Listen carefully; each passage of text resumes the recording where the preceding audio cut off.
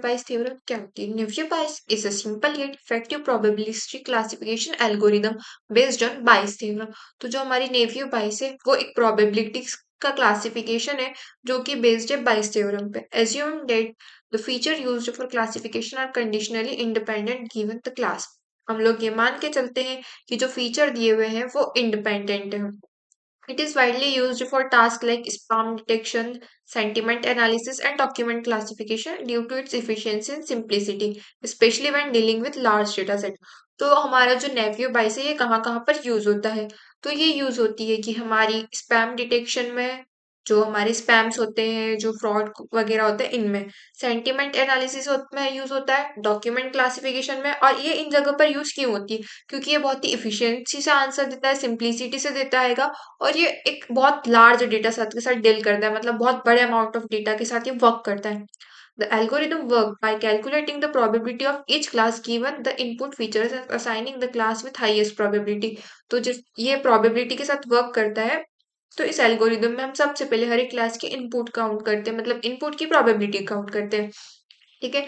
There are different types of naive Bayes model such as multinomial naive Bayes for discrete data like word counts in text and Gaussian Navier Bayes for continuous data. ठीक है.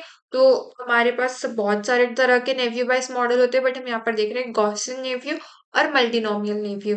ठीक है. तो जो multinomial नेवियो बाइस है ये use होता है डिस्क्रीट डेटा के लिए जो एक कंटिन्यूस फॉर्म में नहीं होता है, और गॉसियन नेवियो जो होता है वो एक कंटिन्यूस डेटा के लिए यूज होता है. तो जो इसके की सेट्स हैं, ट्रेनिंग.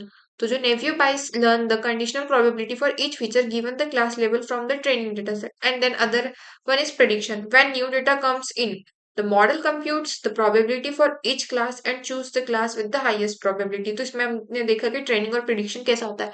तो अब हम Navier Bayes को एक कोड के थ्रू देखेंगे. Navier Bayes का सबसे पहले हमने लाइब्रेरीज को इंपोर्ट करा. देन हमने एक लिस्ट ली जिसको हमने मैसेज नाम के वेरिएबल में पास करा. यहाँ पर हमने इस लिस्ट में जो हमारे जो भी वैल्यूज डिफाइन करी, फ्री मनी ना हो, हमने इसके अंदर स्ट्रिंग्स थी लिस्ट के अंदर. ठीक है. तो ये हमने मैसेज नाम के वेरिएबल में पास करी. देन हमने एक लेबल नाम का वेरिएबल क्रिएट करा जिसमें हमने फिर एक लिस्ट दी जिसका नाम स्पाम स्पाम, जिसमें हमने वैल्यूज डाली. देन हमने स्प्लिट करा इस डेटा को टूस में.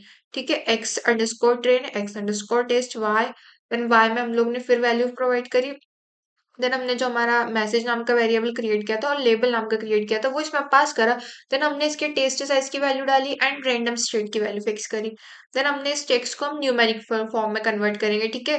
तो ये जो हमारे कुछ बुइल्ट इन फंक्शन होते हैं इस चीज के लिए प्रोवाइड होते हैं वो ये है. Then train the Navier Bayes modelling using multinomial Navier Bayes algorithm. जो हमने अभी मल्टीनोमियल देखा था वही हम यहाँ पे अब अप्लाई करेंगे, जिसमें हमारे जो मल्टीनोमियल एनबी है ये ऑलरेडी एक कीवर्ड फंक्शन बोल सकते हो जो ऑलरेडी डिफाइंड एक कमांड. ठीक है. देन हम लोग मॉडल डॉट फिट से इसको शो कराएंगे और हम इसमें प्रिडिक्शन करेंगे टेस्ट डेटा का. देन हम इसे प्रिंट कैसे कराएंगे, हमें यहाँ पर एक्यूरेसी बतानी होती है. जो हमने एक्यूरेसी स्कोर निकाला था वाई टेस्ट और टी प्रिडिक्शन में, जो हमने ऊपर वेरिएबल डिफाइन किया था. देन क्लासिफिकेशन रिपोर्ट, और हम लोग क्लासिफिकेशन रिपोर्ट प्रिंट करा देंगे. देख सकते हो इसका कुछ आउटपुट इस तरीके से आएगा कि जो हमारा प्रिसाइज कितना है, रिकॉल कितना है, F1 स्कोर कितना, सपोर्ट कितना हुआ, एक्यूरेसी में हमने यहाँ पर कितनी वैल्यूज दी थी स्पैम को और हमको, वो यहाँ पर सारी आपको शो हो चुकी है.